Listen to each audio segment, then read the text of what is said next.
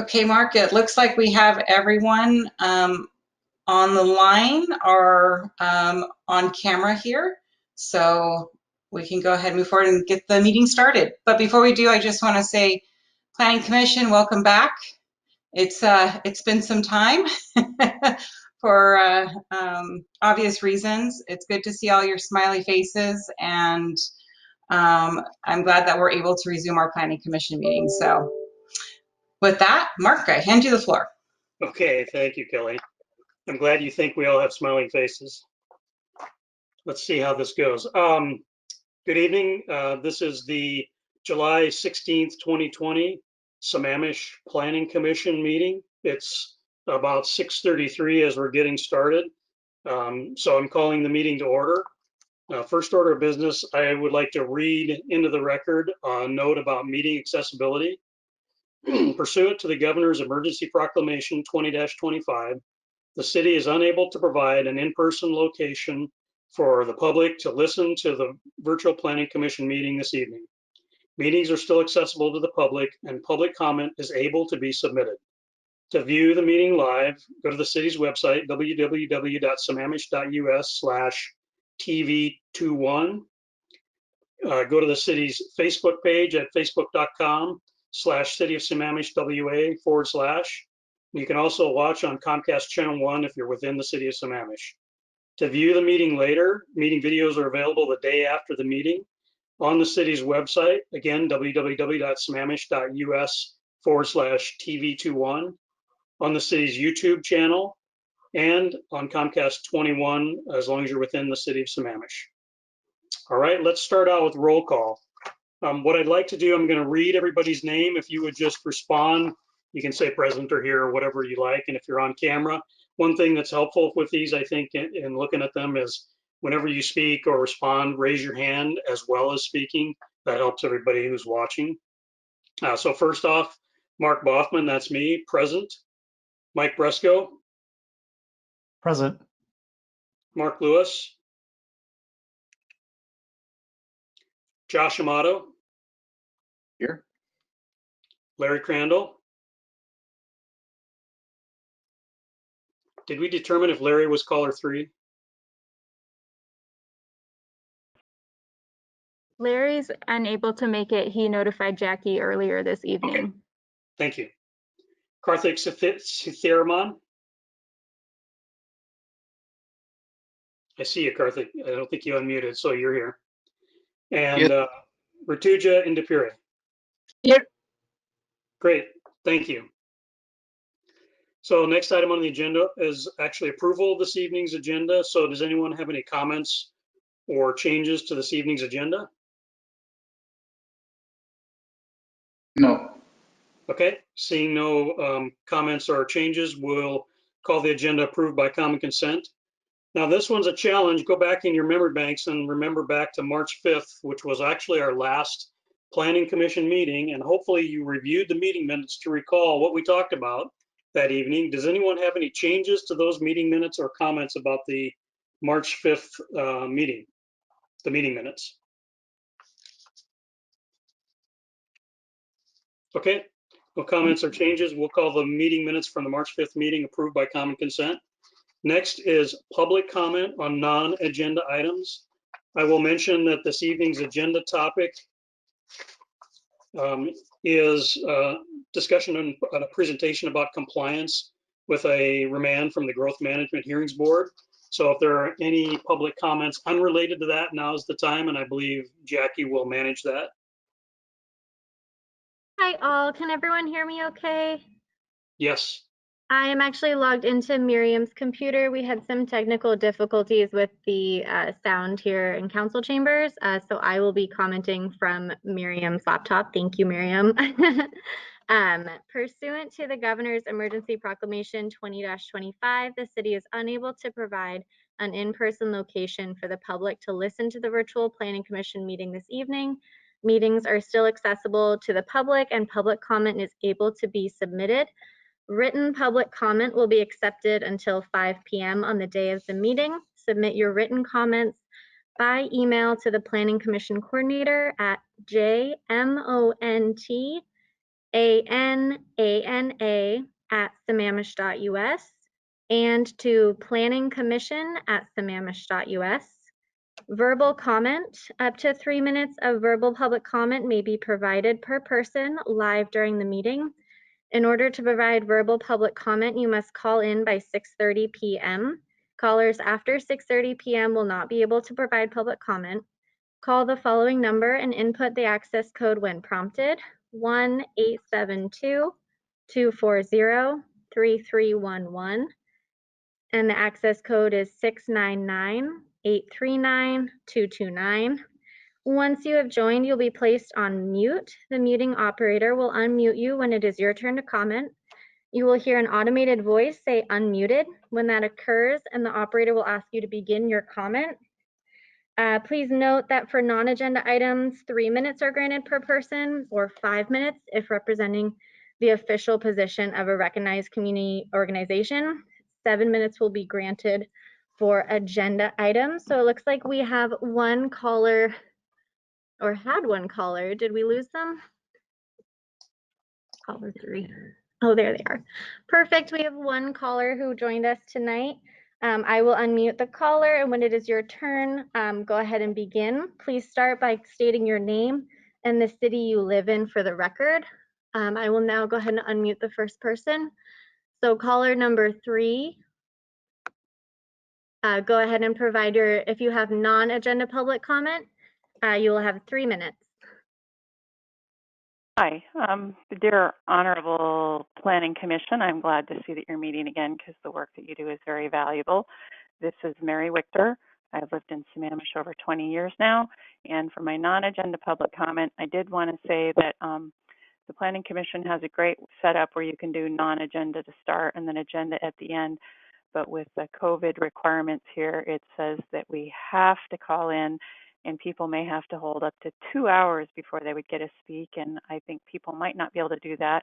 And if you were to fall off, you'd have to call back in. So I'm hoping that you might be able to revise it so people can call in for the non-agenda public comment and then listen to the discussions and then call in for the 7-minute agenda comments at the end.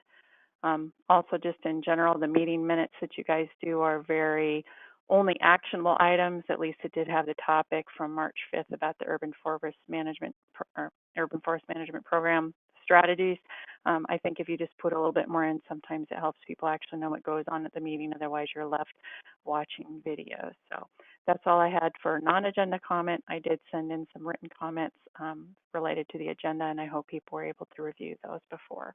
Thank you. Thank you very much, Mary. Mark, I'll go ahead and hand it back to you. Okay. Yeah, thanks, Mary. So the next item on our agenda is our main topic for this evening, which is a presentation. And I believe Doug is gonna do that. So go ahead, Doug. Thank you, Chair Bachman and members of the Planning Commission. My name is Doug McIntyre. I am the city's transportation planner. And with me tonight is Lisa Marshall, who is our contract city attorney. Together, we'll be able to answer questions should the Planning Commission have any after the presentation. So thank you for having me again. It's an honor to be on your first web call, so I appreciate that. And you know, I don't do these presentations over the web platform very often, so if it sounds a little awkward, it's probably because it is. But as the chair mentioned, I'm here tonight to give you an overview of the Growth Management Hearings Board, otherwise known as the GMHB, the remand and compliance effort that the city is currently undertaking. This is in relation to the city's transportation concurrency for segments and corridors. One of the reasons for having this presentation today with the Planning Commission is because Planning Commission is responsible for reviewing and recommending to City Council any changes to the comprehensive plan. And that's pursuant to our municipal code. So just want to make sure that that's you know, common understanding before we get going. Okay, let's see. Okay. So we have several discussion topics for you tonight. We're actually going to start with a really high-level overview of what concurrency is. We felt like that was important to build a foundation before we dive into what's happened and why it's happening. So we'll give you a foundation for concurrency, then we'll actually go into the main topic, which is the actual remand and what we're planning to do. And then we'll follow that up with some more specific information about how we approach the compliance effort, with a little additional piece there for our SEPA analysis. And SEPA stands for the State Environmental Policy Act. It's an environmental review procedure. And then we'll end with what is an EIS, and this will make more sense as I move through the presentation. So I'll try to pause intermittently between these topics for questions, and then of course at the end of the presentation we can discuss further. So to start, almost everything we do right now is somehow related to the state's Growth Management Act, and that's a law for how we plan. Many of you are familiar with the GMA. We are actually one of only about 13 states in the country that has a law for how we plan. So in some ways it gives us a really good framework to build on and guide growth in our region. And specifically, when it comes to long-range transportation plans, the GMA requires us to have travel forecast data that aligns with our land use assumptions. And that's really important because land use and transportation are tied at the hip. The GMA also requires us to do really strong intergovernmental coordination. So that includes the county, the state, PSRC, school districts, a variety of agencies that have impacts to our transportation system. The state law also requires us to define our level of service standards. So level of service, or otherwise known as LOS. I'll get into that in more detail here in a second. But that is a really important piece, and that is tied to the remand effort that we're doing right now. And then the GMA requires you to have projects that support your LOS objectives and address any deficiencies in the system. And then, of course, that project list needs to be financially realistic. So that's another key part of the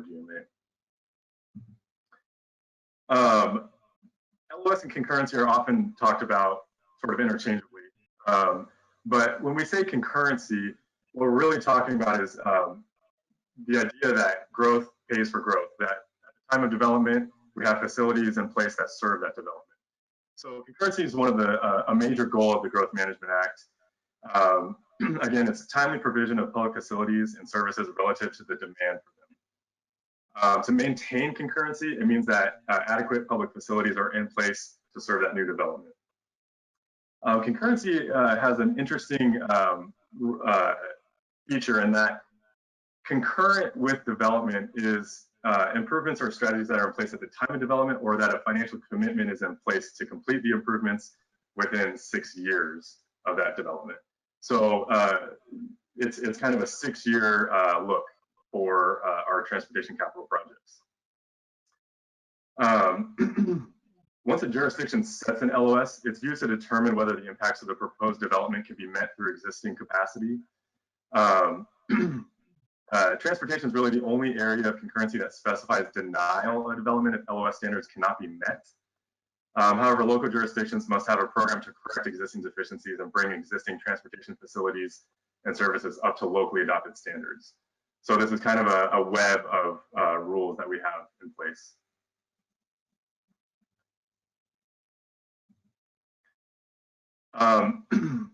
So LOS and concurrency make up our concurrency management program.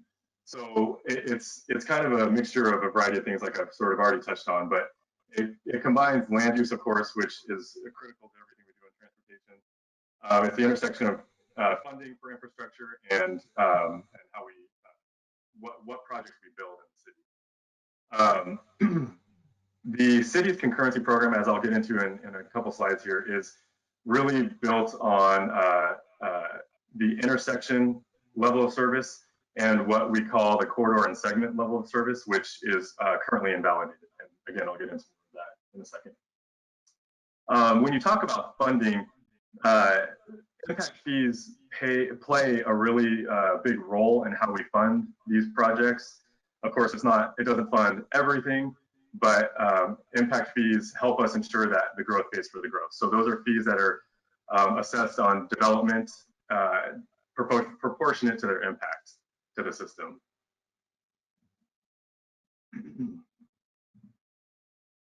So to kind of get into a little bit more specific here, the intersection LOS that we have currently adopted for the city, I won't talk about everything in detail here, but if you want later, we can talk in more detail. For principal arterials, which is the highest classification of roadway we have in Sammamish, so that is 228, Sahali Corridor, it's Guelph Falls City Road, it's the large roads in Sammamish. It's the roads that are connecting us to the region. We have an LOS of D for those, and when we talk about the letters here, it's referring to delay at intersections. So if you think of, a school grading system, A through F, that's kind of how people think of LOS. If you have A, it's sort of free flow, right? And if you have F, it's gridlock. The one thing to say about that, though, is that it's not a direct correlation in terms of the kind of grade system that we have built into our minds from grade school. If you have an LOS of A, in many ways you can view that as an overbuilt system. So the system is too large for the volume that it handles, and that's not necessarily a good use of public dollars. So A is not necessarily better than anything else in that sense, but when you talk about delay, it is the least amount of delay. So the standard for Sammamish on principal arterials, again, is LOSD. Oh, sorry, I think I might be having connectivity issues here. Can everybody hear me and see my screen? Is that okay? All right. I can hear you, Doug. Okay, great, thank you. In cases where LOSD cannot be achieved for principal arterials that have 3 approach lanes per direction, then LOSE is allowable. So that's a little bit more delay. The level of service for minor and collector arterials is C. And so again, that's just in relation to delay, as you can see on the table here. And those, the LOS is measured as an average across all approach legs of the intersection. Intersections are obviously not all the same. We have signalized intersections. Think, along 228, we have major intersections that are signalized. We also have roundabouts in the city, and those are treated similarly to the signalized intersections. But we also have stop-controlled intersections. So some of those are 4-way stops, some are 2-way stops, and those are treated a little bit differently than the signalized intersections. So that's our intersection LOS. And when we measure LOS, oh, sorry, was there a question? Yeah, Doug, can you just comment on, so everybody's familiar with some of the numbers and some of the how those are created? That comes from a source of information, right? That's not, none of that was created by the city, correct? The standards for delay? Yep. Yeah, so that is actually a policy decision by the city, but that is based on national standards for transportation engineering. These are, the GMA requires cities to adopt level of service standards, but they do not specify what standards to adopt. So that is one benefit of the GMA, is that it defers that ability to the city for local context, local preferences, that kind of thing. So when we measure LOS at intersections, we then identify the intersections that do not meet our standards. So we actually measure 43 intersections in Sammamish. As you can see on the map here, each intersection that is measured has a shape and a color. So each green and red box or triangle represents one that we measure as part of our concurrency program. The green boxes are the intersections that actually meet our standards. The red ones are the intersections that do not currently meet our standards. So as you can see, I'll just name a couple, but 228th and Southeast 40th, that's one where that coming out of the Sammamish Highlands neighborhood, you're trying to make a left or a right turn onto 228, you sit and wait quite a while. So that does not meet our standard. The shapes on this map represent the type of intersection too. So as you can see in the key in the bottom part of the slide here, signalized roundabout, all-way stop, and two-way stop are all identified differently. So when we identify a failure in our system, we have to then identify a project to address that failure. We cannot just have an existing failure and not improve that failure. So sometimes it's actual improvements to the intersection, like signalized timing, a variety of different things. Sometimes it's just adding a stop sign. And other times the projects are a little bit more strategic in nature. So you can talk with, say, for instance, if there's an issue related to school traffic, you can talk to the school about demand management and get the volume down through ways that are not capital projects. Doug, I have a question on this green and red markings. Yes. Are these the ones that are failing or passing? Is it during specific times of the day, or like how is that measured? Or is it like throughout the day it fails? Or is it during specific peak hour traffic only? Are these things measured? Yeah, thank you. That's a great question, and I should have specified that earlier. Sorry, I kind of glossed over that. So they are measured at the AM and the PM peak hour. So the AM is 7 to 8, or I believe actually it's 8 to 9. Sorry, and then the PM peak hour is 4:45 to 5:45, and that's part of our regulations as well. So it is. You're absolutely correct that it's not an all-day measurement. It's at the peak hour. Thank you. Welcome. So I have a slide here that is in relation to the other way that we measure concurrency for transportation. So in addition to intersections, the city had adopted back in May of 2019, which the Planning Commission reviewed toward the end of 2018, regulations for segment and corridor LOS. So I have to mention the big caveat here is that this is what was invalidated by the Growth Management Hearings Board. Again, I'll get into that in a couple slides here, but so this was adopted in 2019. It was then challenged by a petitioner, and the Growth Management Hearings Board ruled in favor of the petitioner. So the city's regulations are currently invalidated for segments and corridors. I think that's an important distinction here. That's sort of why we're here. But at the time, what the city had adopted was a roadway segment LOS of 1.4, and 1.4 is the volume to the capacity of the roadway.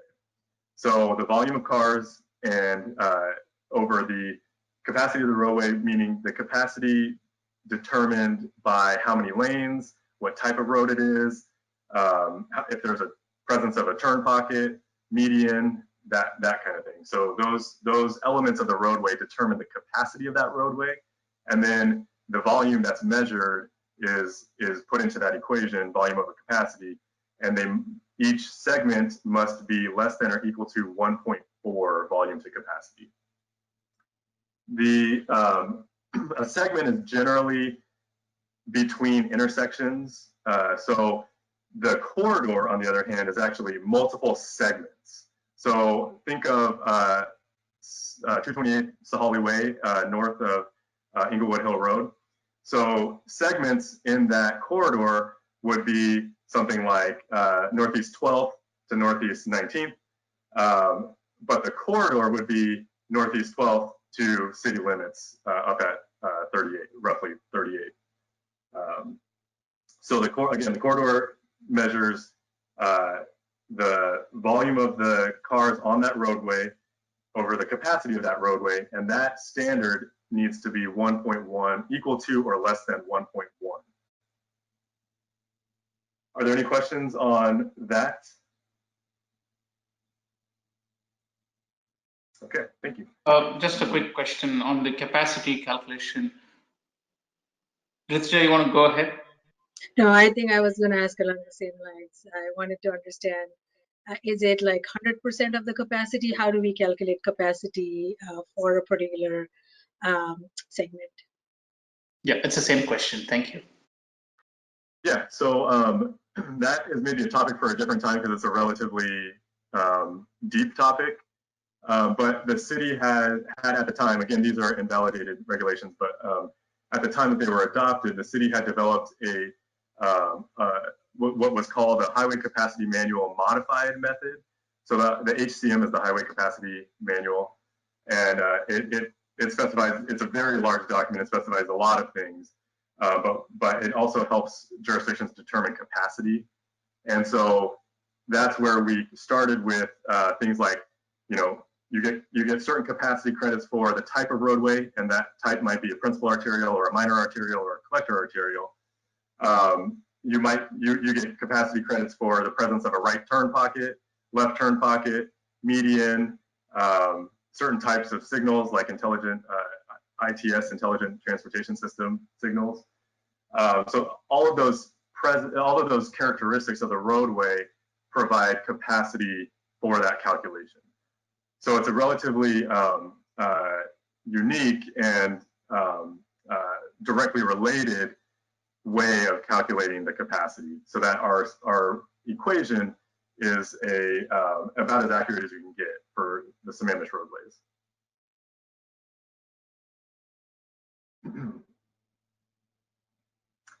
Are there any other questions? Okay, thank you. So with all of that being said, now I'm going to get into the sort of meat of the reason why we're here today, which is the remand. I've alluded to this a few times, but again, the city adopted those segment and corridor standards in May of 2019.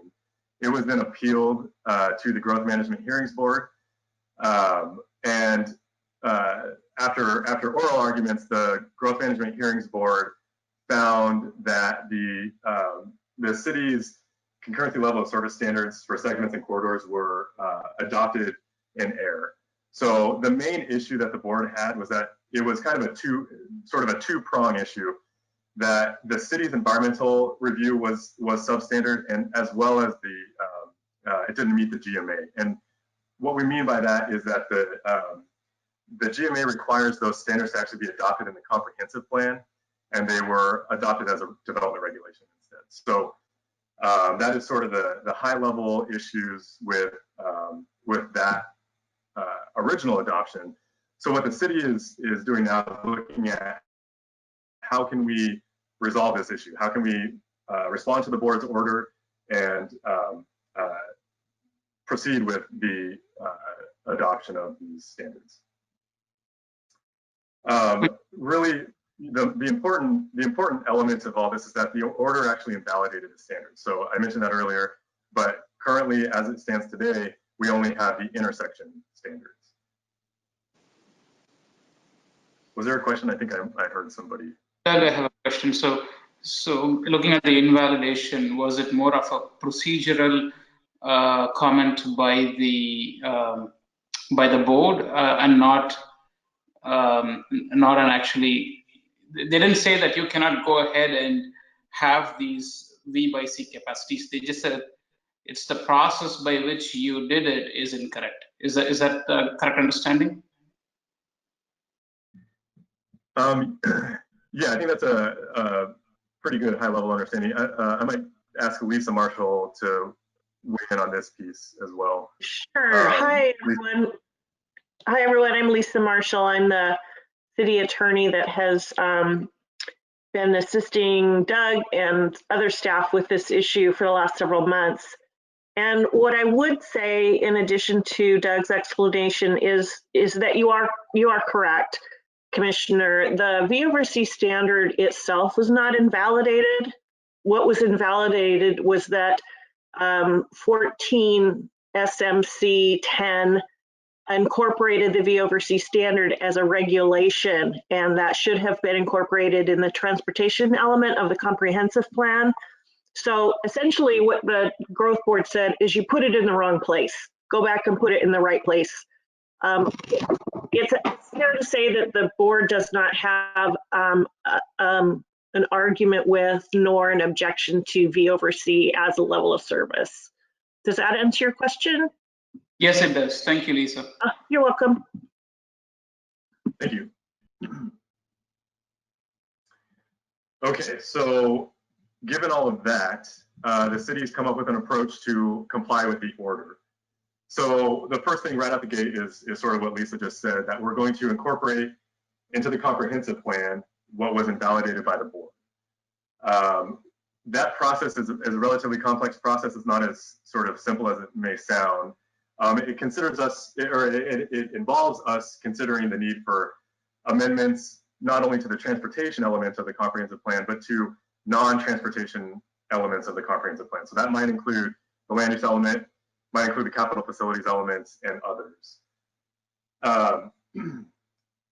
The policies in the comprehensive plan might also need to be revised. The reason why I'm talking kind of in vague terms is that we're still doing this work. So we'll be learning more as we go. We'll be identifying changes as we need to as we proceed in this effort. Not only are we going to have to do amendments to the comprehensive plan, but we're also going to have to do associated amendments to the code. So the Sammamish Municipal Code, most likely the changes will focus on titles 14A, which is our facilities, transportation facilities title, and 21A, which is our zoning code. And then finally here on the slide, the city will be doing a more robust environmental review of the proposal. So that is going to take the form of an EIS, an environmental impact statement. That is an outcome of the State Environmental Policy Act, and I'll get into that in a few slides here. So the SEPA is the law, and the EIS is the document we'll be preparing to document any potential significant adverse impacts to the environment. Are there any questions on the high-level approach? I think I do have one, Doug. Yes. So it appears to me the way that this is written and the way you described it, that the changes in the code and the potential, let's say potential changes in the code that would be considered and the potential changes in the comp plan that would be considered are focused around addressing changes necessary to incorporate the level of service standards that we're talking about. Is it possible that it would go beyond that scope somehow? What should we expect to see? Is it, just things related to the transportation level of service, or once you open the book, then are other things considered as well?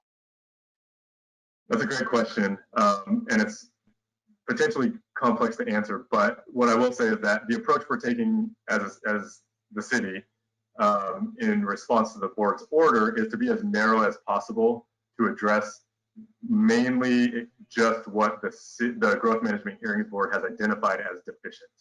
So the reason for that is that we think it's a cleaner approach.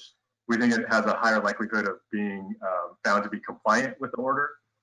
To your point, once you open up other things, you kind of open up more issues to be analyzed further. So yeah, we are going to be taking the most direct approach to addressing the order as we can. Got it. Thank you. Thank you. I have a follow-up question to something Ms. Marshall said. I think you said, the remand that has come back says that the V over C was put in some other section in the comprehensive code instead of the transportation section. Is that something that is my understanding correct? Partially. The board said that the city adopted the level of service V over C for segments and corridors within 14A. So the city put the level of service for corridors and segments 1.1 and 1.4 respectively into its municipal code.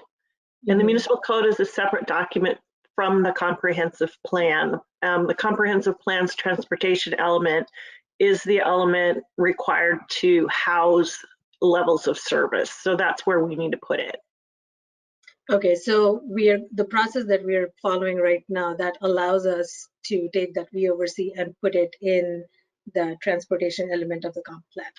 Correct, correct. And it can still exist within the Sammamish Municipal Code, but the GMA requires that it be in the transportation element of the comp plan. So we have to make sure that it lives there.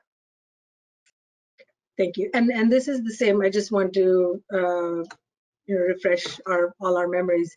The we oversee that was passed. It was passed by the council and it was also recommended by the planning commission. So that's the same we oversee we're talking about right now. Correct. It's a volume over capacity ratio. Correct. Thank you. I see that there's another question from Commissioner Amato.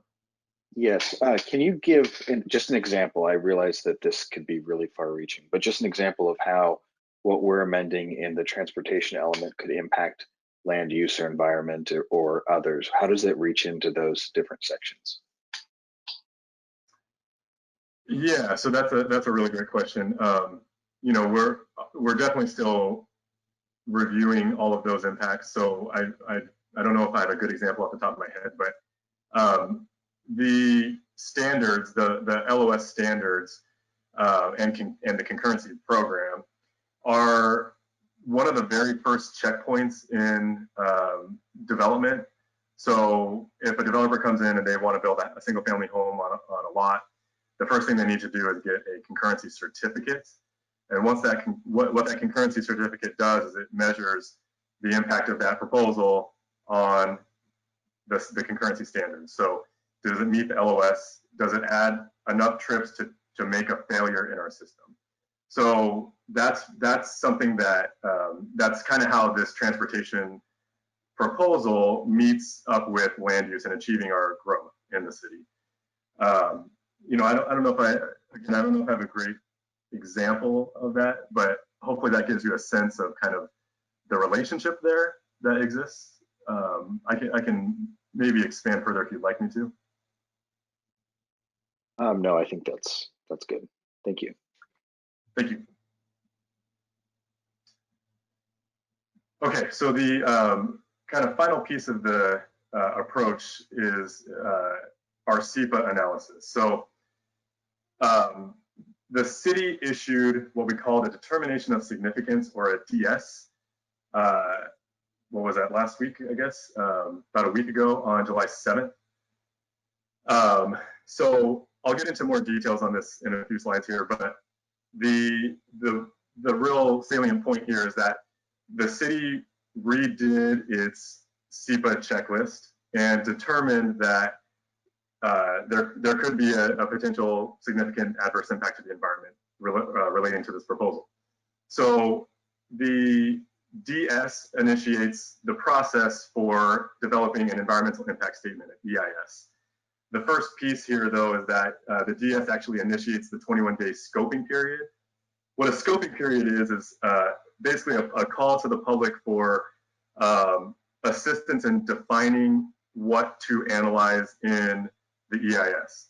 So under the DS, the city says, this is what we think we're going to include in our analysis. And in the scoping period, agencies, tribal governments, the public, really anybody who has an interest or a stake in the proposal can send comments to the city and say, hey, I think you should actually consider this, or don't consider that, consider something else.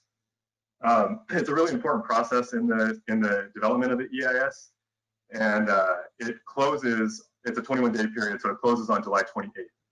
So how to get involved specifically in relation to this is you can review the documents at the link that on that first bullet at the bottom, and don't worry about feverishly writing these down, because I'll have a slide at the end of my presentation as well, and I'll leave it up. But that first bullet is where you can access the documents for the SEPA review. The second bullet there is how to comment on the EIS scope. So we're using a jot form, which was established with help from DCD, actually, which we're really grateful for. You can also provide comment by email. You can provide written comment and send it in to us. We take comment in a variety of ways, but we're trying to get people to do the jot form because it's the easiest way for us to manage the comments, because we expect quite a few comments on this, so it's easier for us. But if you wanted to email us, the email address is eis@sammamish.us. So again, multiple ways of providing us comment. We also have a presence on Connect Sammamish, and hopefully all the commissioners are familiar with Connect Sammamish. It's our sort of two-way public engagement platform that the city has for a variety of projects. The idea on Connect Sammamish is that we can, as a city, provide information to the public, and at the same time, the public can give us input on certain projects. So we have a presence on that website, and it's you can get there with the link at the bottom there. If you go to the homepage of connect.sammamish.us, you can see it. It's one of the top tiles on the homepage, so it's relatively easy to navigate. So those are the ways to get involved. Again, I'll put this slide up at the end of the presentation. So Doug, I had a quick question on this. How do you determine the scope of this EIS? You'll be getting all these public comments, and then ultimately, how do you decide this? And is it like a fixed scope? Do you have to consider everything that the public sends you in? How is that determined? Yeah, so that's a great question. The first part of that question, how we determine the scope, it's really mostly driven by the SEPA checklist, which is a way of the city reviewing its own proposal for the transportation concurrency amendments. What we do, so the SEPA checklist is pretty much a standard document that is provided by all jurisdictions in the state.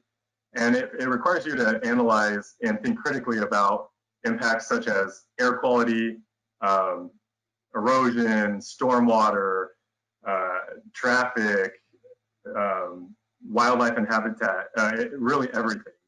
Everything that could possibly relate to the proposal. So through the SEPA checklist process, we give all the data that we know to the extent possible, and then we submit that for review to what's called the SEPA responsible official, and then a determination is made. So that's the top bullet on this slide is kind of gets at that point that there's a threshold determination that's made on these checklists.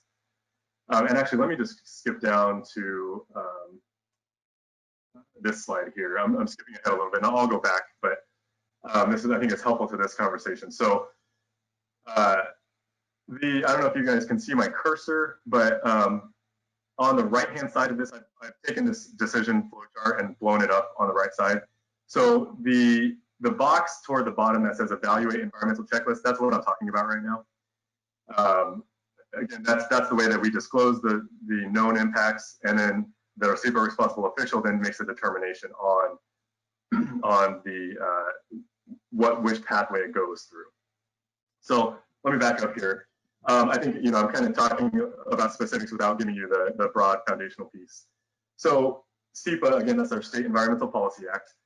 SEPA is intended to ensure that environmental values are considered during decision making by state and local agencies. So the three ways that SEPA achieves this are by identifying and evaluating probable significant adverse impacts to the environment, and then through analysis, developing mitigation measures to reduce those impacts. And then really at the end of the day, SEPA is a disclosure law. So it provides decision makers with all the environmental information that we have to make a decision to either approve a project, approve it with conditions, or deny a project. So it's a pretty important process in so many projects throughout the state. SEPA, let's see. Before I get into this kind of decision flow chart here, there's kind of two main pathways a project can go in SEPA. There's what we call a project, which is like you're building a subdivision, you're building something. And then there's a non-project action, which is like a policy adoption, comprehensive plan, adoption of a sub-area plan. Those are all non-project actions. So we're actually talking about a non-project action with this. Excuse me. So when I think about SEPA, I think it's really important to think about the flow and how this flows, because it's a really pretty structured process. So again, here on the right side, I've expanded on this flow chart that comes from the SEPA handbook. So the first thing is you get an application or you have a proposal. Then the next thing you do is ask yourself, is this an exempt type of project? So the SEPA rules have a bunch of exemptions for certain types of projects that are known to not have impacts to the environment or not have significant adverse impacts to the environment. So if it's not exempt, it goes through a different process than it would if it's exempt. If it's exempt, it doesn't require a SEPA checklist. The third box down here says determine the SEPA lead agency. So that is the agency with the decision-making responsibility in SEPA. So in many cases, the city is the lead agency. However, that's not always the case. So for instance, Sound Transit often acts as their own lead agency. School districts often act as their own lead agency for proposals. So that's why there's a box to determine who is the lead agency. So when a project comes in, again, most of the time the city is the lead agency, but if it's a project where Sound Transit is proposing to build something in Sammamish, then it's more than likely that Sound Transit would be the lead agency. That fourth box there says evaluate environmental checklists. So that's what I mentioned earlier, where through the disclosure process, the applicant, and in this case the city, answers all the questions on the standardized checklist and discloses everything they know about the proposal and the potential adverse impacts to the environment related to the proposal. The lead agency then reviews that checklist and makes a determination. So that's kind of the first half of the SEPA process. This next slide here has the second half of it. So this is where the rubber meets the road. So once you make a threshold determination, you're basically outlining the path forward for the project. So if there are no significant adverse impacts to the environment expected from the proposal, then you would issue what's called a DNS, a determination of non-significance. So that's that right-hand column there that says no at the top. If the DNS is issued, there's oftentimes a comment period, not always, for non-project actions, and then the process essentially moves forward. If the lead agency says that there may be a significant adverse impact to the environment, then it goes the route of the yes column. So that's where we're at right now.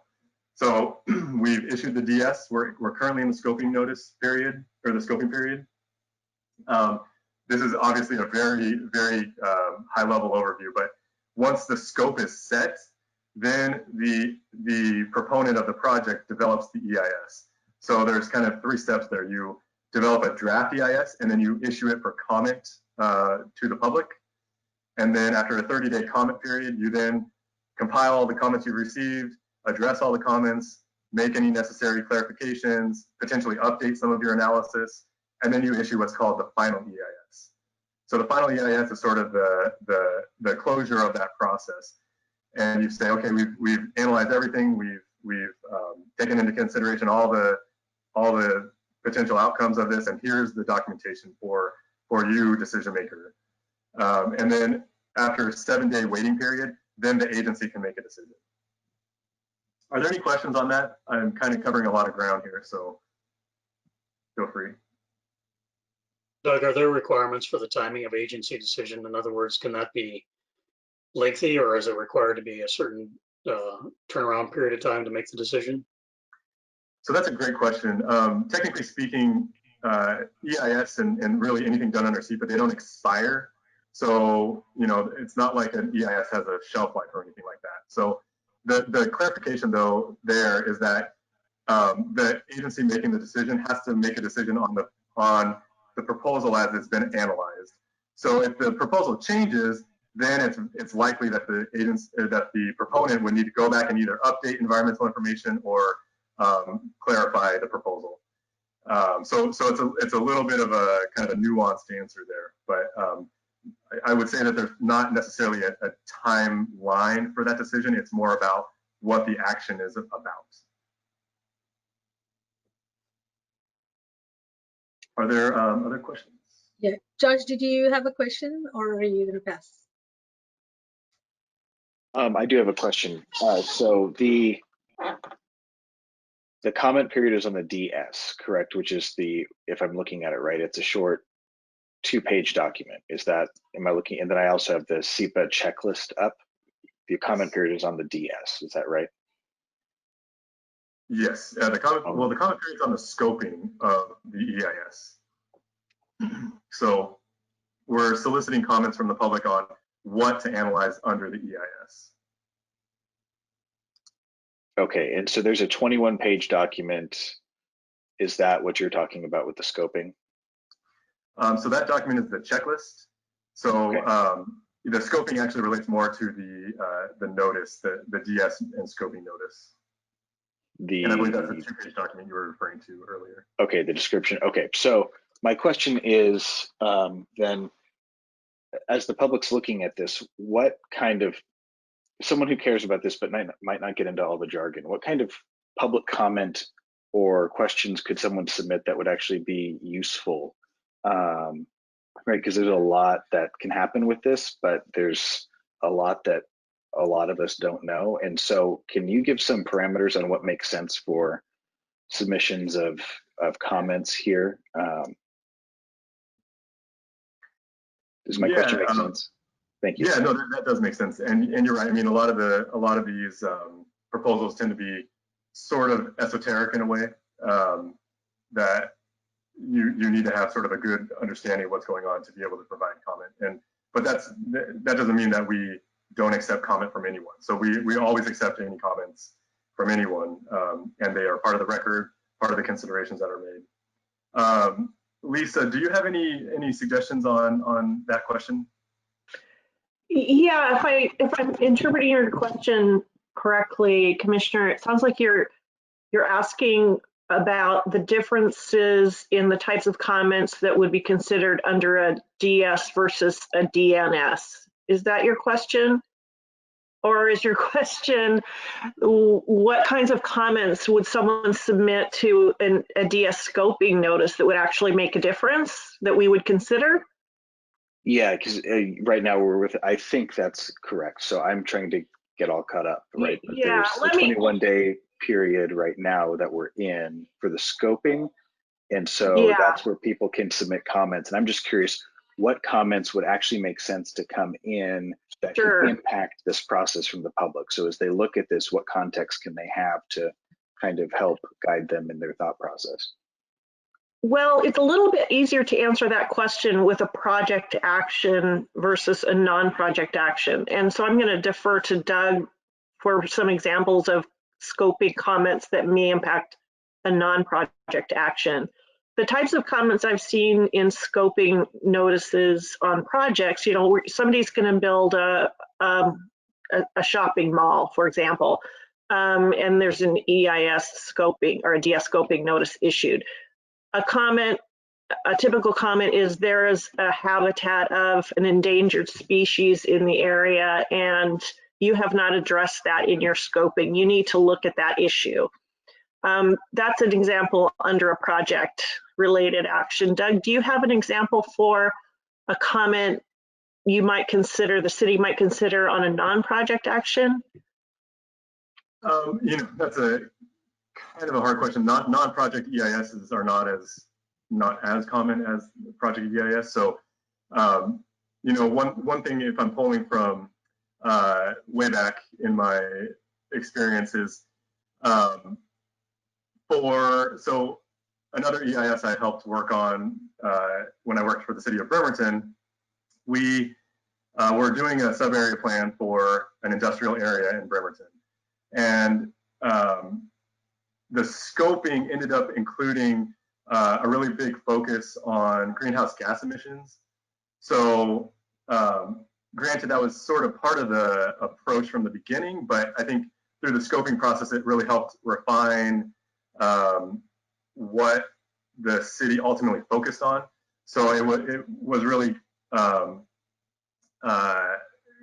of an acknowledgement that you have a really big topic, right? Greenhouse gas emissions is a very large topic, and through the scoping and through comments from and stakeholder participation, we were able to sort of narrow it and get it to a certain, less overwhelming scope of analysis. Does that make sense?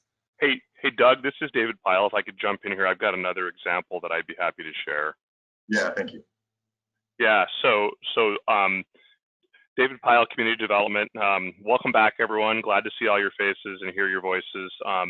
this SEPA topic, as Doug pointed out, can be fairly esoteric and nuanced when you're dealing with non-project actions. So it's a great question. I really appreciate it being asked, because this is the type of question that will help the community understand, what are they supposed to be doing when commenting on a scoping notice. So really right on point, I think. So thank you.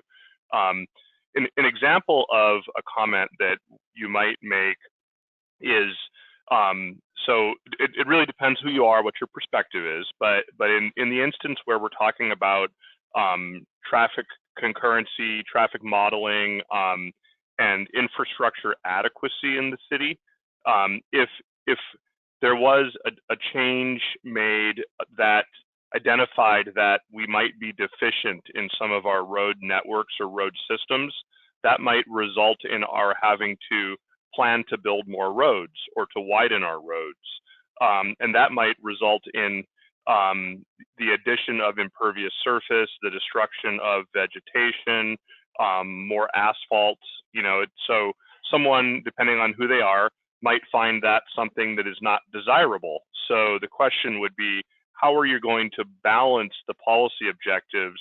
The comment might be, please analyze other policy objectives that the city has, because overly focusing on building more infrastructure or more roads might cause an imbalance in our policies that we have as a city, and it might cause for an undesirable outcome to occur. That's a real high level comment that, Can I interrupt real quick? Because so can somebody comment saying it is essential to have like a transportation master plan as a consideration before we work on the CIS, or that should be part of the scope? Can somebody put that in? Because what you're describing is almost like that, right? Yeah, so someone could make that comment. Whether or not a transportation master plan is necessary is a whole nother question that the planners who are doing the work on the EIS would have to look at. And a mitigation measure that comes from an EIS analysis, a possible mitigation measure might be to do a transportation master plan, for example. So what ends up happening is, based on the comments that we get and based on the scope of work or the scope of the analysis that we're doing, we start to identify mitigation measures that can be employed that would diminish the level of environmental impact below what is considered to be significant. So what we're doing is we're probing the environment. We're asking people. We're looking at other documents. We're looking at the natural environment, and we're trying to understand if this action was taken, what implications would that bring about in the long term on a policy level, and how would we go about amending our proposal to diminish those impacts? Or at the same time, just because you identify an impact does not mean that it has to be mitigated. Really, at the end of the day, the purpose of SEPA is, as Doug said, a disclosure document that will assist decision makers in making up their mind about whether they want to proceed with something. So the idea here is that, even if you have an impact, you still might decide to do it, but at least you knew the impact was there. But if you didn't know the impact was there and you took action, well, that could be detrimental, and that might not be, it's kind of like you want to go into things eyes open, if that makes sense. So David and Doug, how many of these EISs, like the draft or like the final versions for non-project, do we have in the city of Sammamish so far? My understanding is that the EIS done for the town center back in 2000, I believe 2007, 2008, was the only one. David, do you have better information than I do on that? Yeah, I'm not aware of any other than Actually, I can answer that. This is Kelly. Yeah. Kelly, go ahead. I concur. Okay. Thanks, And Kelly. it was done in 2006. So when I clicked on that And a link, copy of it is on the Town Center. Sorry, Kelly. When I clicked on that link, and Doug, you had forwarded me that link, it still said draft. So I wasn't sure if there is a final copy that gets issued after the 30-day review, or did I click on the wrong link? So the link that I sent you, Commissioner Enterprise, had all of the environmental documents. So it had draft EIS and it had the final EIS as well. So, okay. So I just probably clicked on the draft one. Okay, thank you. Thanks. Keep poking around. There are a lot of documents in that. Yeah. So I think coming back to something that Commissioner Baughman said at the beginning, when he was asking about timeline. So as a city, we've not really worked on many of these EIS or non-project documents. And so the scope and the timeline can be longer. Is that something that, like, is that a correct assumption, or do we not know, or will it all depend on what scope we decide to go with for the EIS after this closed period of comment? Yeah, that's a great question. So SEPA has standardized timelines for certain parts of the process, and as you see on the screen, there's 30-day review, 7-day waiting period. So we're adhering to the SEPA schedule as much as possible, and basically SEPA sort of determines the timeline in a lot of ways. So we're doing our best to go as fast as we can, but also be comprehensive in nature and not create other issues for ourselves by trying to expedite anything too quickly. So we're trying to take it as logical and rational as we can, and meet all the requirements in SEPA, and proceed forward as quickly as possible. So if I could jump in here with one more comment, in looking at this slide, one of the things you'll see is that we're kind of at the issue DS scoping notice phase, the 14 to 30-day review, and that part is going to be somewhat abstract to most people. You're going to see a SEPA checklist with some responses to some questions, and that's really what you're supposed to be reviewing and responding to and making comment. You might also have some really specialized knowledge about the community, about certain aspects in the community. And if you're reading through that checklist and you're thinking to yourself, hey, wait a minute, I think there's a little more to this than what they're saying here, well, that would be appropriate for you to comment on. That's what we're trying to do here. Is we're trying to probe the environment by getting people to read a series of questions and statements about something, and hopefully they'll react to that and give us some more information. And it's not that we're right or wrong, it's that we're trying to understand what we're missing.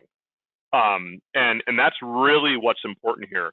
So then what happens is that all gets fed into the analysis, and then a draft environmental impact statement is issued.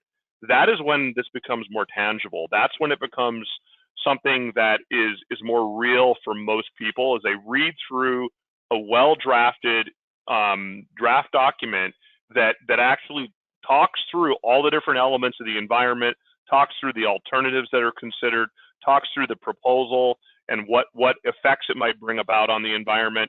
And that's when we start to really see more significant comments come in, because there's a comment period that is associated with the draft EIS.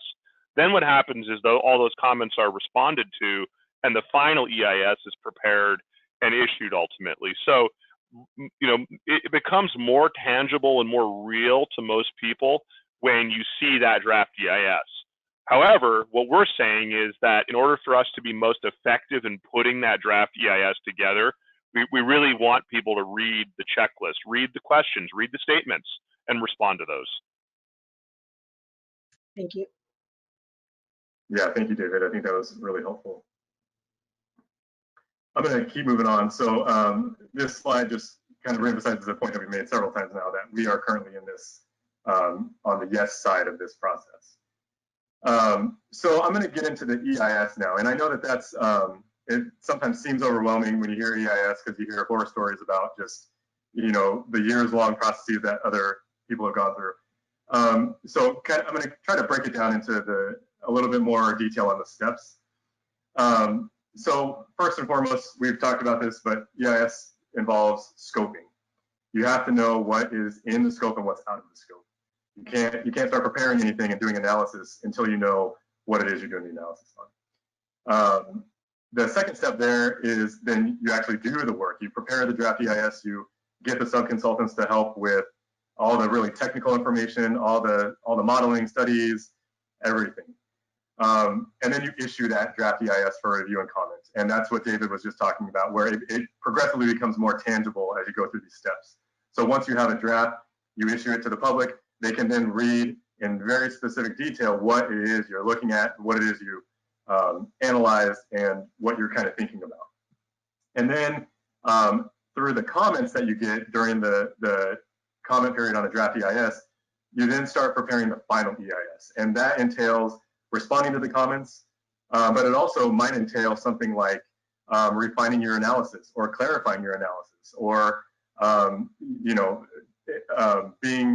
being more direct about what you're finding and what the mitigation measures might be. And then the final step at the bottom there is issuing the final EIS. So those 5 steps conclude the EIS process. And again, we're in step number 1 right now. So I'll go into detail here. So the scoping, again, invites participation by the public, tribal governments, and other local, state, and federal agencies to comment on the alternatives and impacts and potential mitigation measures to be analyzed in EIS. When we get into preparing the draft EIS, you're analyzing probable impacts of a proposal and reasonable alternatives. Again, it might include studies, modeling, and other information. Then again, you issue it, you solicit comment from the public, and that's a 30-day period. Then again, you start preparing the final EIS and responding to comments and refining your analysis. And then the final step again is issuing. So at this point, you conclude that EIS process, and then it's at that point it is to be used by decision makers in the decision-making process. So ultimately, that's Planning Commission and City Council holding the final decision authority. So I mentioned earlier that I'd bring this slide back up. This is the slide with the links in case you or members of the public would like to visit those. You can also always email or call me. I am more than willing to talk about what we're doing and how we're doing it. So with that, thank you, and I'll open it up to further question and discussion.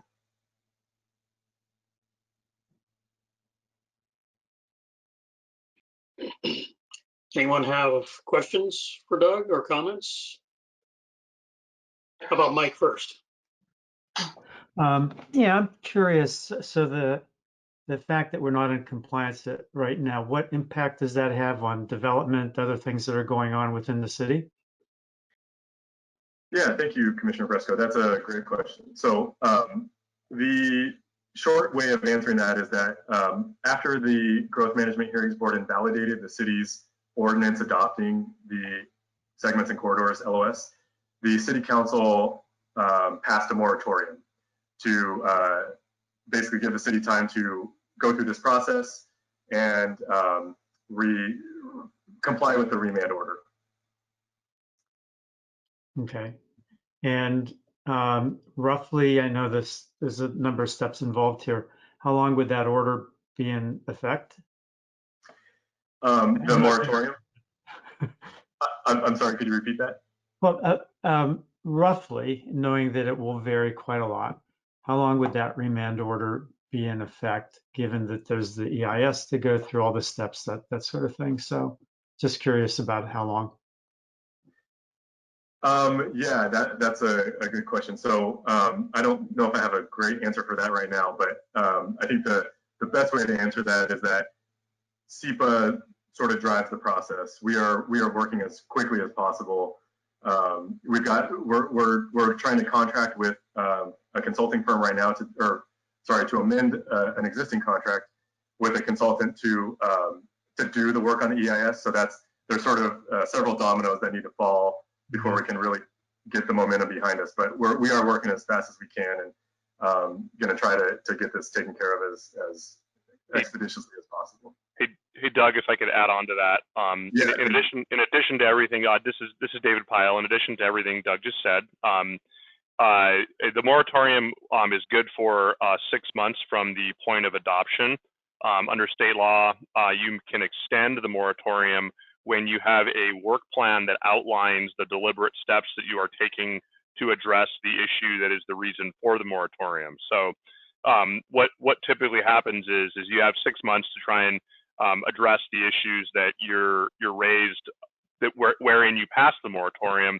But if you need additional time to address the issue, you can present a work plan that outlines the additional time needed, and the moratorium can therefore be extended. Okay. Yeah, because isn't part of the way the act is written, it's to manage growth, but that means that there would be growth. So just having moratoriums on growth is not a desire of the state, I guess, is a way to put that. Yeah, that's there's a conflict with stopping growth versus managing growth. They're not the same thing. There's a little different outcome there. That said, we do still have quite a bit of development activity ongoing in the city because subdivisions vest and take quite a bit of time to make it through our system. We had one of the largest pushes in Sammamish history for subdivisions and short subdivisions take place in 2016. And we're still seeing those make their way through the pipeline, so to speak. And a subdivision can be good under state law for around up to 13 years under vesting. So your project is regulated based on the regulations in place at the time of complete application. And under state law, that vesting or grandfathering can continue for up to about 13 years, so long as you continue to meet all of the administrative steps. So we have a number of lots now, not a ton, but quite a few lots still in the system. But we anticipate the pipeline drying up and that tapering off sometime in the fall of 2021. Okay, thanks, David. This is a question. The growth management board was invalid. So does it mean that a couple of questions? Is it retrospective in nature? An application for development before the moratorium was in place. What sort of concurrency rules will they be measured against in terms of their application? That's question number one. And question number two is, because these concurrency V by Cs have been invalidated, what is the current concurrency rules that have taken their place? Yeah. Go ahead, David. I was going to say, so if I understand the question correctly, is what was the concurrency rule that was in place prior to this change that we're talking about, that was remanded back and rendered invalid, and what took its place when that remand occurred? Is that the question? Yes, that is the gist of the question, right? And if somebody had submitted an application before moratorium, what kind of concurrency rules will they be subject to now? Yeah, so in order to have had a complete application for submittal for, say, a 3-lot subdivision, say you owned a piece of property and you had enough land to divide it into 3 lots, one of the items that would have been required to make your application complete would have been an issued concurrency certificate.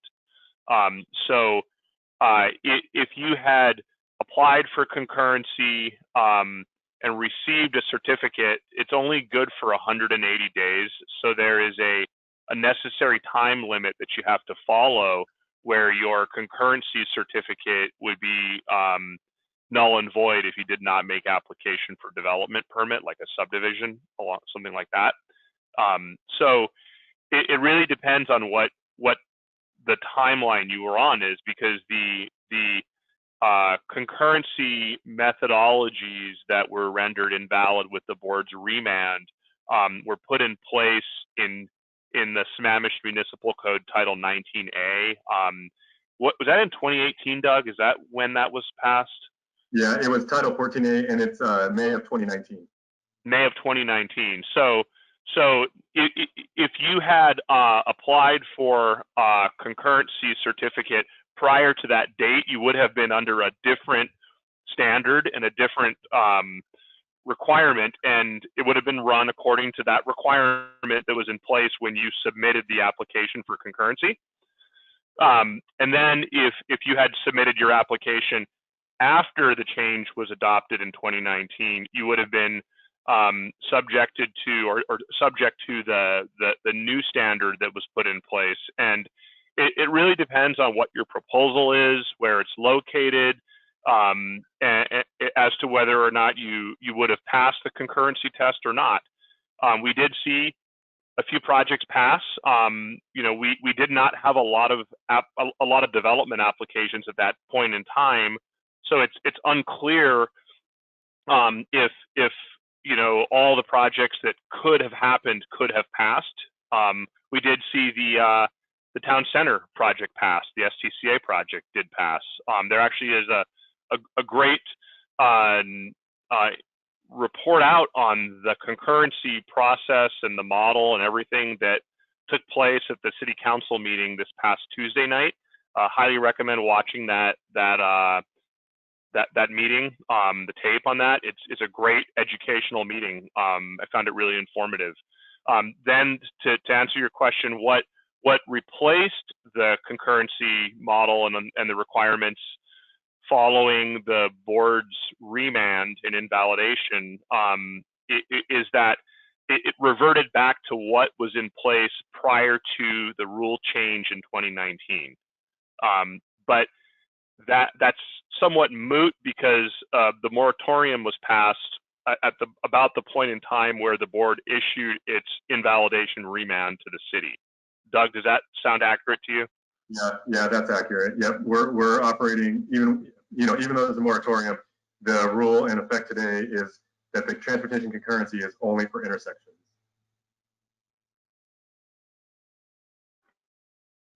Got it. Thank you. Josh, did you have a question? I think earlier, I thought maybe you did. I did, thanks. The alternatives, the alternative options in the EIS, how are those how are they defined as we go forward with this? Yeah, that's a great question. So in all cases, you look at a no action alternative. So if we were to just keep the proposal in place, the rules in place today, without doing anything, you analyze that sort of like a baseline, and then you analyze the proposal. And in this case, that's the V over C of 1.1 and 1.4 for corridors and segments, respectively. And then you analyze other reasonable alternatives. So the city is still looking at that. We are still having discussions about what those other reasonable alternatives are. But they have to be realistic, and they have to be different enough to provide a different analysis or analysis that on a different proposal. So it can't be so similar that you're really you're not looking at a different proposal. It needs to be a different, inherently a different project. So the EIS is going to determine to do an analysis of what it stands with now, which is only the intersection level of service and not the V over C. Alternative one would be with V over C as adopted previously and wasn't validated. And then the next alternative is going to be to be determined, but who determines it? You guys are working on what it's going to actually be, but who makes the determination of what it is that's going to be studied? Yeah, so the proponent does. So the proponent in this case is the city. So we as the staff team will be defining that third alternative. Okay, so it doesn't require council action. It's just an informal process internal to the department. Yeah, that's correct, and that will take into account scoping comments as well. Okay. There is some SEPA guidance around establishing alternatives. I think it's something along the lines of reasonable, approximate alternatives. So there is some very specific guidelines for establishing alternatives in the SEPA rules. Yeah.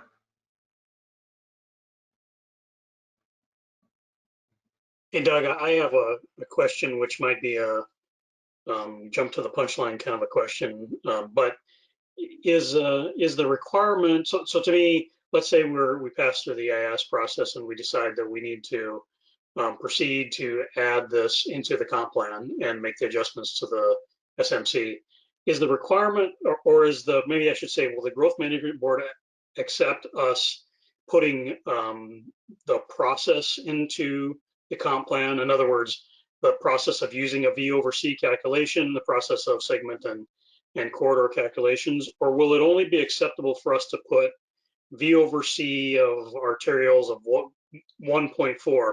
And I guess my question is, are we going to have another round of discussions about the numbers, or is the ability to comply with the remand more about putting the measurement tool into the comp plan, and then in the future those numbers could be changed without having to revise the comp plan again, or could be considered by future city councils, future planning commissions, or whatever?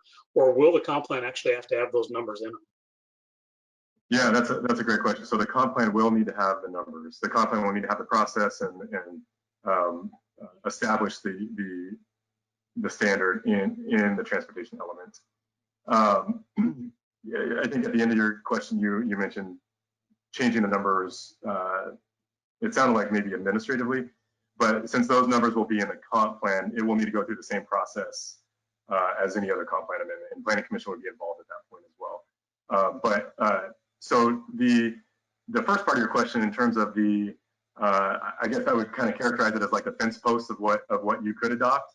So that is really determined by the EIS. So the reason why the alternatives are important is because it sets the fence post for what is what you're looking at in terms of impacts. And the SEPA rules state that you cannot adopt something that wasn't analyzed. So if you go down the road and you say, actually, we're going to do something else, and it wasn't part of the analysis in the EIS, you actually need to go back and update your analysis. You cannot proceed on adopting something that wasn't part of the EIS.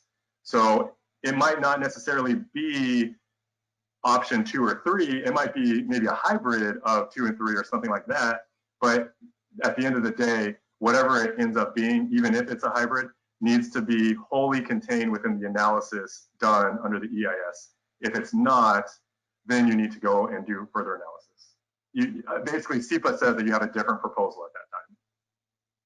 So does that mean that in the future, if some future body, whether it's a council or whoever, decides that they want to change from 1.4 to 1.3 or 1.1 to 1.3 or whatever, then they have to go through this full process again of doing an environmental impact statement, opening up the comp plan, and do the whole thing again to change those numbers?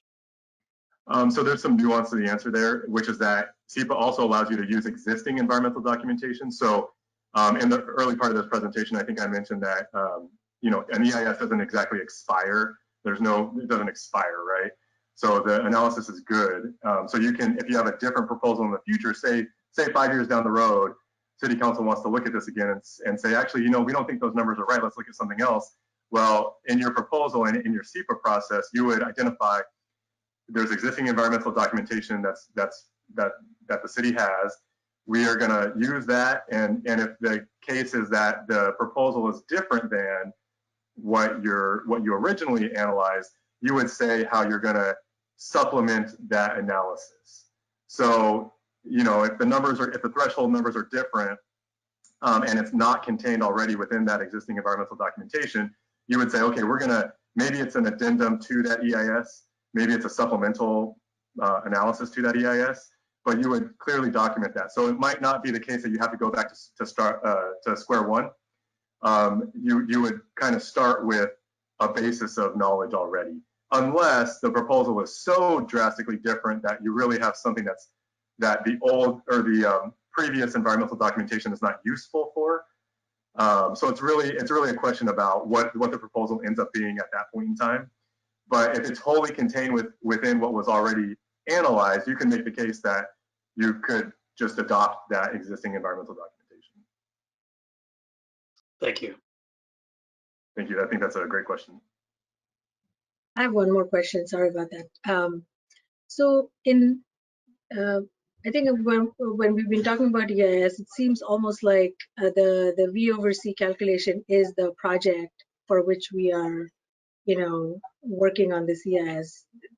Is that a reasonable connection to be made? I mean, I understand that we're saying this is a non-project EIS, but it almost seems like the project that we are working on this EIS for is the V over C. Yes, the proposal is the V over C language in the comp plan. So absolutely that is tied to this.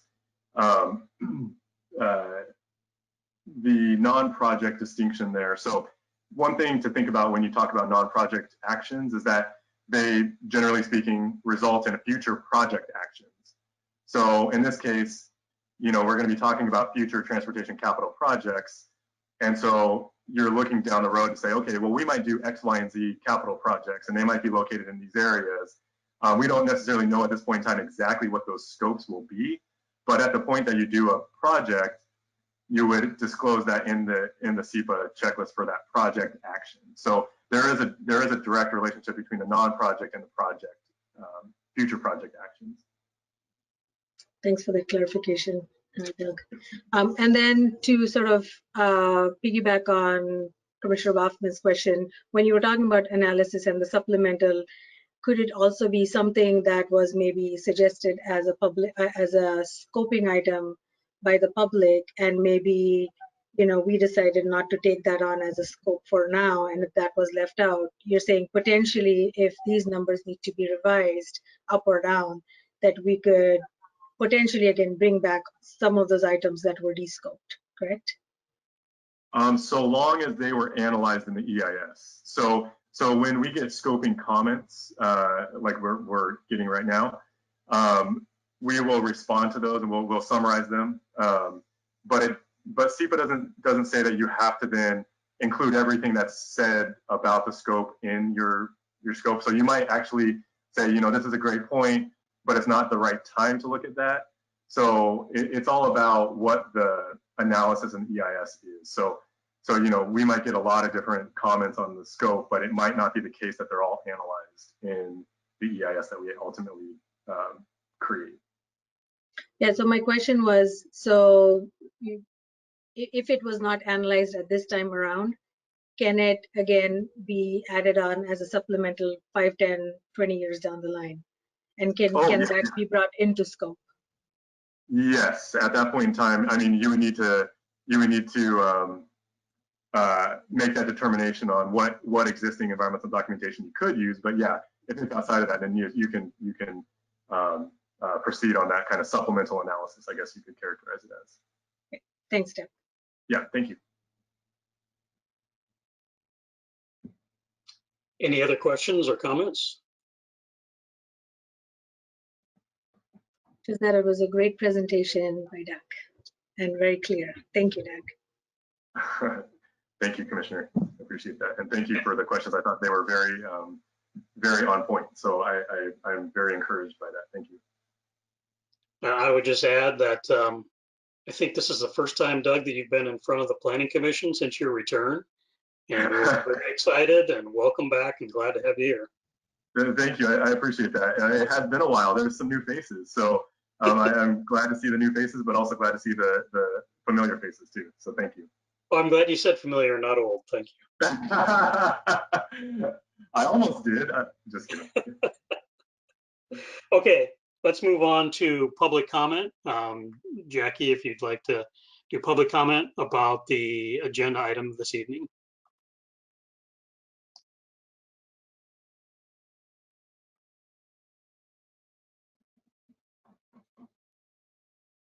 Jackie, if you're on Miriam's computer, you might be muted. There you go.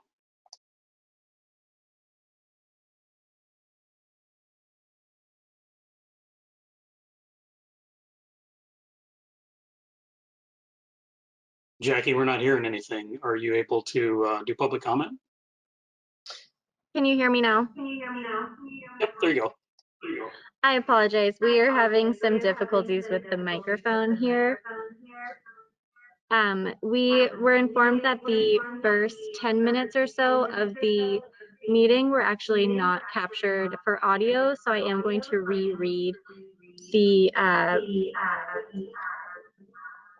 proclamation and the instructions for the public comment. Pursuant to the Governor's Emergency Proclamation 2025. Jackie?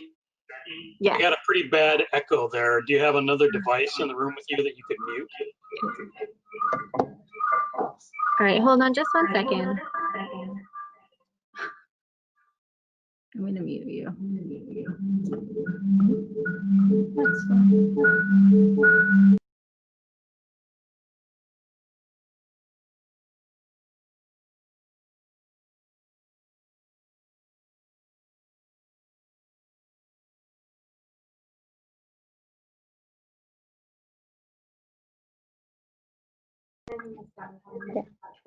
So we're changing locations and hope that it helps with the echo. Please hold for 1 second. Sorry about that.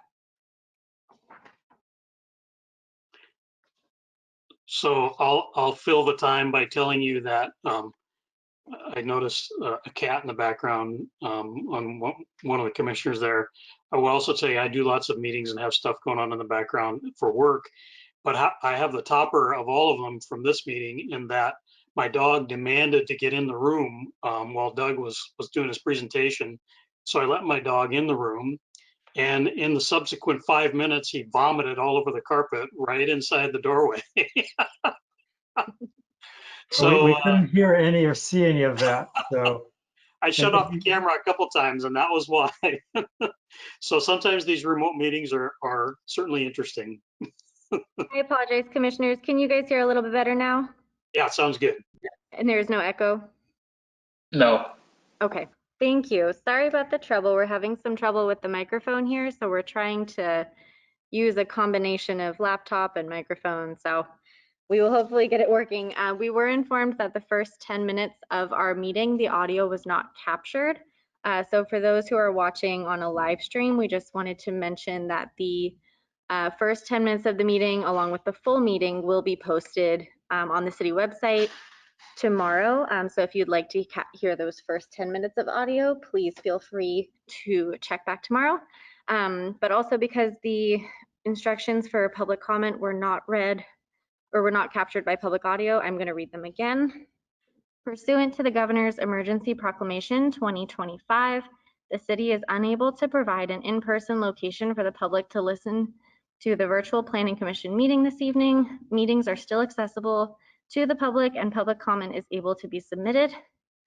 Written public comment will be accepted until 5 p.m. on the day of the meeting. Please submit your written comments by email to the Planning Commission coordinator at jmontana@sammamish.us and to planningcommission@sammamish.us. Verbal comment, up to 3 minutes of verbal public comment may be provided per person live during the meeting. In order to provide verbal public comment, you must call in by 6:30 p.m. Callers after 6:30 p.m. will not be able to provide public comment. Call the following number and input the access code when prompted: 1-872-240-3311. The access code is 699-839-229. Once you have joined, you will be placed on mute. The meeting operator will unmute you, and when it is your turn to comment, you will hear a voice automated say unmuted when that occurs, and the operator will ask you to begin your comment.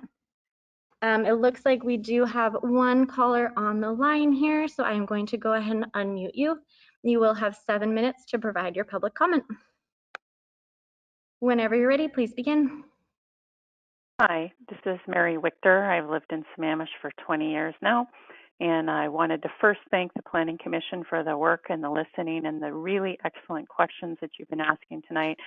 I also really appreciate not only the presentation by staff, but the staff interaction and following up to the questions. That has been enormously helpful. So I'm going to talk a little bit about a couple things that I had emailed in before 5 p.m. for consideration. One of the concerns that I have with the V over C and the adoption and putting it in the comprehensive plan is when that is put in, it seems to me that it will be reducing large projects from happening because they would have too much of a traffic impact, so the city wouldn't want to fix or have to fix the roads.